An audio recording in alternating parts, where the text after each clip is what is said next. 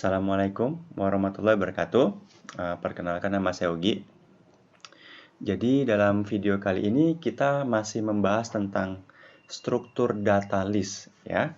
Jadi modul dalam video ini teman-teman bisa download gratis di www.startcoma.com. Teman-teman bisa download modulnya di bagian ini. Belajar bahasa pemrograman dengan R. Tinggal download gratis. Ya. Nah, jadi topik kita dalam video ini membahas tentang list, ya, list. Nah, list ini teman-teman menurut saya struktur data yang paling penting dalam R. Karena biasanya kalau kita menggunakan fungsi-fungsi statistik dalam R seperti fungsi regresi linier, LM, dan fungsi-fungsi yang lain, fungsi tersebut mengembalikan list. Nah, hasil-hasil atau output-output statistiknya itu disimpan dalam list. Nah, sehingga kita nanti bisa mengambil informasinya dari list tersebut.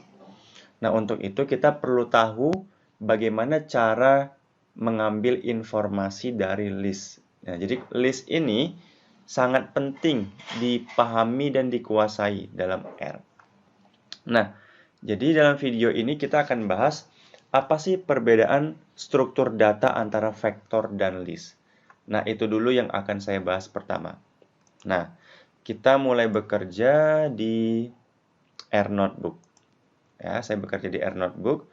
Ini saya hapus, ini saya hapus. Nah, teman-teman, jika teman-teman ingin memperdalam tentang R, teman-teman bisa mengunjungi website ini dia. Belajar statistik dengan R.com, www.belajarstatistikdenganr.com. Nah, video saya sebelumnya tentang list part 1 sudah ada di sini. Ini part 1. Mungkin teman-teman nanti bisa tonton terlebih dahulu part 1-nya. Video ini merupakan part kedua. Nah, teman-teman, saya kembali mengulangi lagi. Untuk menguasai R, teman-teman harus memahami 4 struktur data.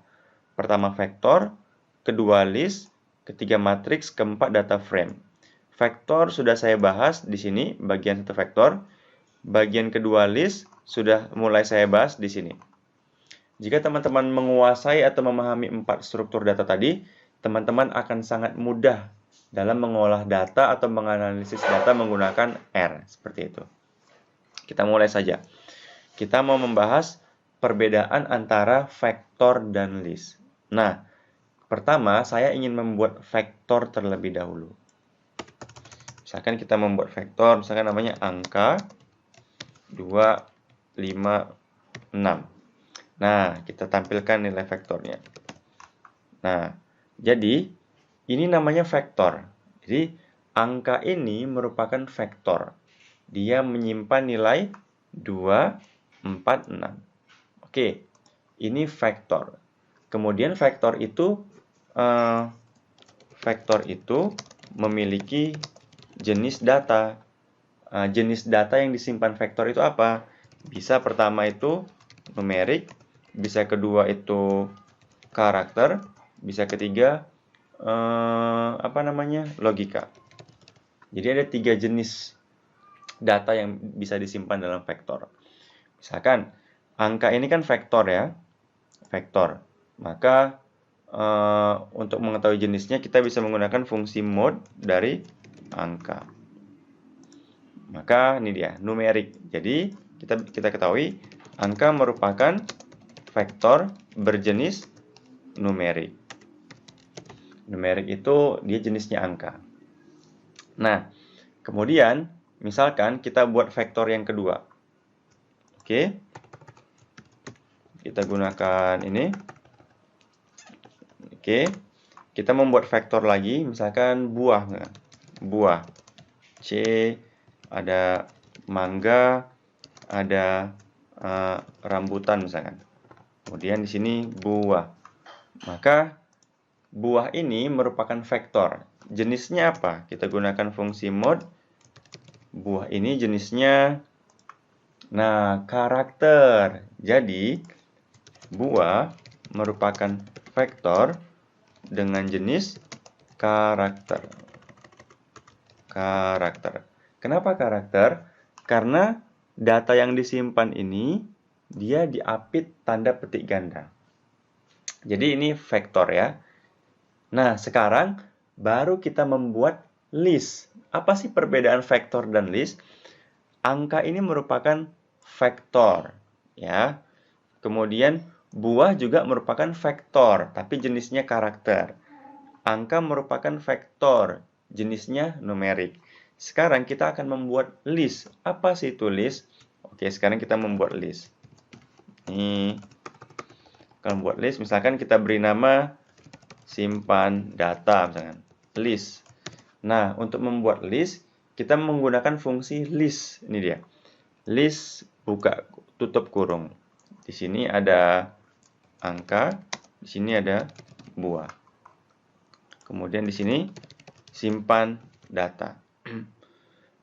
Maka muncul hasilnya. Nah, ini dia. Jadi, simpan data ini merupakan list. Jadi, kesimpulannya adalah tadi angka itu merupakan vektor, ya. Jenisnya apa? Numerik. Buah merupakan vektor. Jenisnya karakter. Tapi simpan data, ini kan simpan data. Simpan data ini bukan merupakan vektor, tapi dia merupakan list. Simpan data merupakan list. Dari mana kita tahu simpan data list? Lihat, kita gunakan fungsi mode dari simpan data. Kita eksekusi. Nah, list. Nah, kita gunakan mode dari simpan data. Ingin mengetahui jenisnya apa? Rupanya list. Jadi simpan data merupakan list, bukan vektor. Kita lihat, mode angka numerik. Artinya, angka merupakan vektor berjenis numerik. Buah, mode buah. Karakter, buah merupakan vektor dengan jenis karakter. Mode simpan data, list. Ternyata simpan data merupakan list. Jadi list itu apa sebenarnya? Jadi list itu merupakan gabungan dari beberapa vektor. Jadi list itu bisa merupakan gabungan dari beberapa vektor. Nah, itu dia. Jadi vektor angka yang tadi itu vektor angka ini digabung dengan vektor buah. Jadi dia digabung vektor angka digabung dengan vektor buah, jadinya seperti ini. Nah, ini jadinya seperti ini. Ini namanya list. Nah, yang bagian pertama ini kan vektor dari angka nih. Nah, yang di bagian kedua ini vektor dari buah. Jadi ini merupakan list. List itu bisa menyimpan gabungan dari beberapa vektor. Seperti itu. Paham ya? Bedain list sama vektor. Nah, sekarang coba kita menggunakan fungsi untuk menghitung nilai rata-rata. Misalkan, ya. Misalkan gini. Misalkan, tadi kan angka nilainya kan ini. 246 ya. Kita mau menghitung nilai rata-rata angka. Kita gunakan aja fungsi min dari angka. Nah, jawabannya 4. Min itu untuk menghitung rata-rata. Jadi, dapatlah rata-ratanya 4. 2 tambah 4 tambah 6 dibagi 3. Ini dia. Nah, sekarang bagaimana caranya? Tadi ingat, simpan data itu kan merupakan list. Ya, kita buka lagi simpan datanya. Sini simpan data. Kita eksekusi. Nah, list kan dia kan. Simpan data ini dia menyimpan dua buah vektor. Vektor angka yang atas sama vektor buah. Gimana cara mengakses anggota di vektor angka? Caranya seperti ini. Di sini simpan data, gitu kan? Kita buat di sini 1. Jadi kenapa 1? Karena dia di posisi yang pertama nih, 1. Nah, ini kan 1. Coba eksekusi. Nah, itu dia, seperti ini. Sekarang, ya, bentar ya. Maaf, sekarang kita lanjut. Tadi ada kendala sebentar. Nah, sekarang jadi kita ini maksudnya simpan data 1 ini kita mengakses list ya. Listnya namanya simpan data di posisi yang pertama. Sekarang coba kita mau menghitung rata-ratanya. Min dari simpan data yang pertama. Kita coba. Error dia. Kita nggak bisa menghitung nilai rata-rata dari yang ini. Gimana triknya? Triknya adalah, maka ini kan seperti ini. Kita buat, nah kurung sikunya ada 2. Nah, seperti itu. Maka kita bisa hitung nilai rata-ratanya. Nah, jawabannya 4. Jadi, teman-teman, ini trik dari saya. Trik, ya. Jadi, kalau kita buat seperti ini, simpan data 1. Kalau kita eksekusi, tek. Nah, hasil ini merupakan list. Ini merupakan list. Kalau nggak percaya, kita gunakan fungsi mode. Mode dari simpan data 1. Ini yang sering terjebak orang. Sering error tuh di sini. Mode simpan data. Lihat. Nah, list dia. Karena dia list, kita nggak bisa menggunakan fungsi min. Simpan data 1. Maka dia error.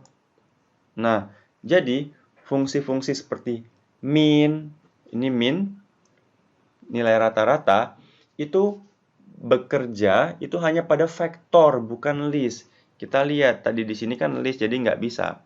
Maka sekarang kita buat seperti ini. Triknya adalah, maka di sini kita buat simpan data. Nah, kurung sikunya itu ada 2, baru kita eksekusi. Nah, coba lihat perbedaannya. Apa perbedaan yang ini dengan yang ini? Perbedaannya adalah, kalau yang ini hasilnya berupa list. Nah, ini dia. Tapi kalau yang ini hasilnya berupa vektor. Misalkan mode dari simpan data. Nah, coba lihat. Nah, numerik dia vektor. Jadi, perhatikan, mesti berhati-hati di sini. Perhatikan kalau kita mau mengambil informasi, ini sebenarnya sudah masuk pada bagian ini. Mengambil informasi pada list, mengambil informasi pada list dalam bentuk vektor. Jadi, perhatikan, tadi ingat, simpan data ini merupakan list ya. Simpan data merupakan list.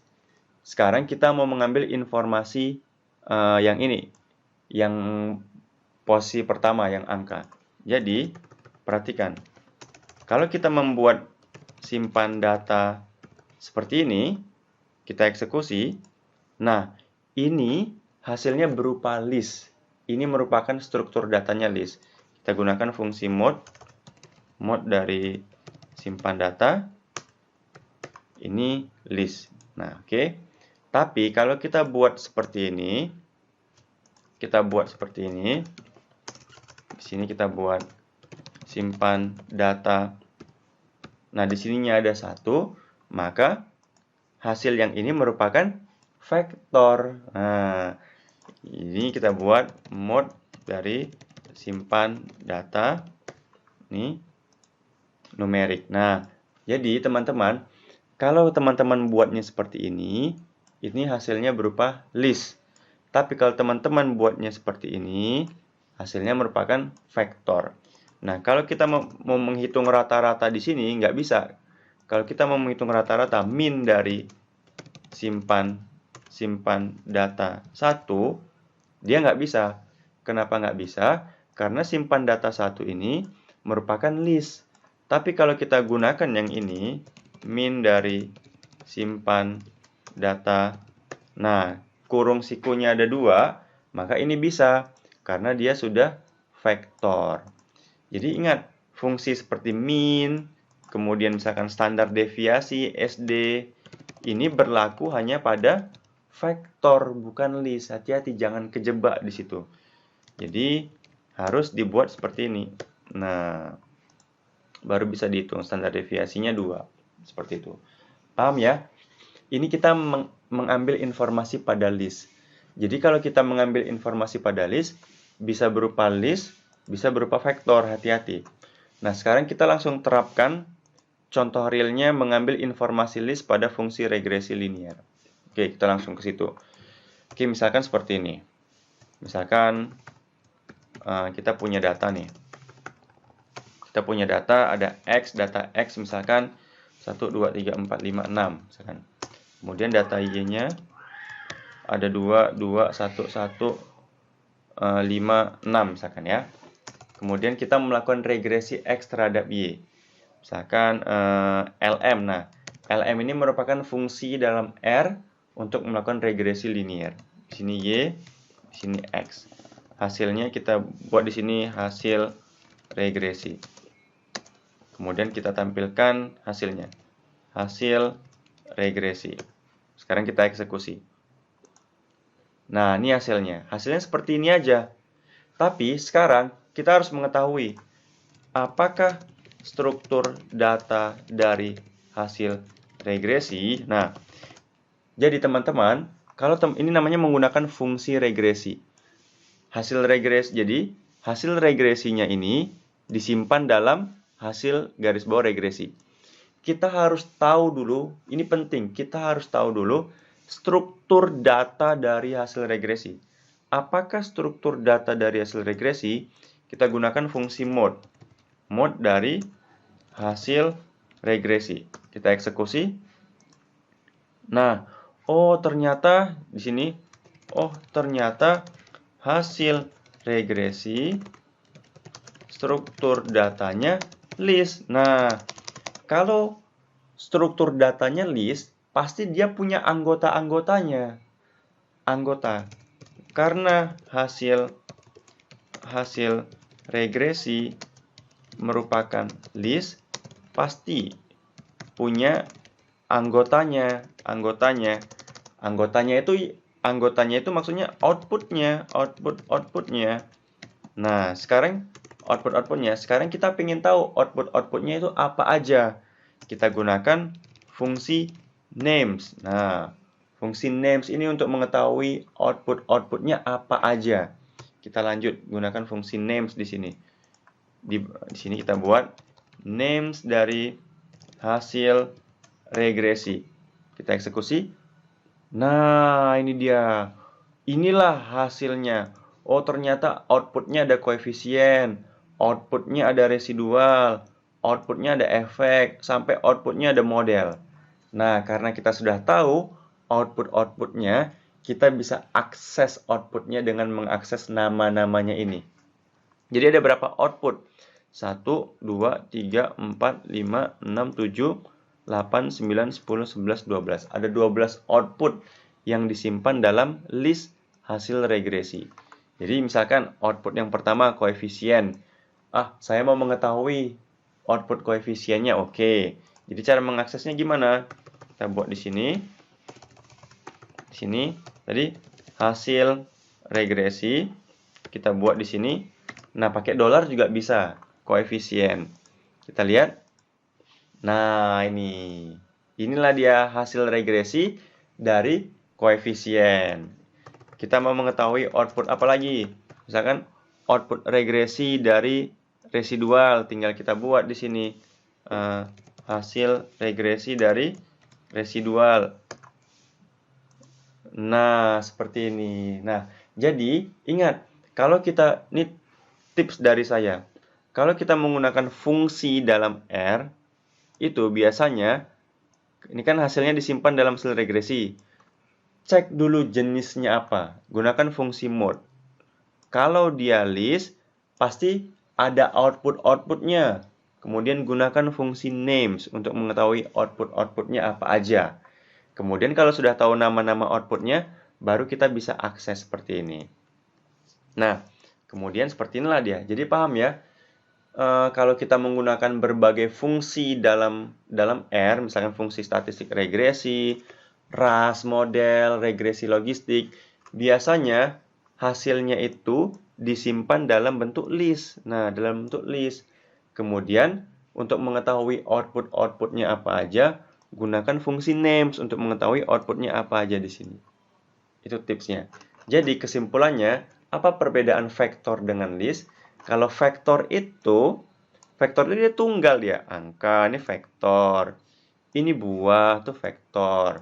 Tapi kalau list itu isinya gabungan, bisa berupa gabungan dari vektor-vektor. Sama seperti ini. Ini kan hasil regresi. Ini kan merupakan list. Isinya ada vektor koefisien, vektor residual, vektor efek, misalkan vektor macam-macam lah, ini vektor, mungkin ada vektor, bisa juga isinya data frame. Nanti akan kita bahas di situ. Misalkan nih, hasil regresi residual. Kita mau tahu jenisnya apa? Mode dari hasil regresi residual. Maka jenisnya apa? Numerik. Oh, jenisnya angka. Oke, jadi kita bisa hitung rata-rata residualnya berapa. Tinggal kita copy, kita gunakan min seperti ini. Nah, ini dia. Kita hitung rata-rata. Rata-rata residualnya ini dia, rata-ratanya.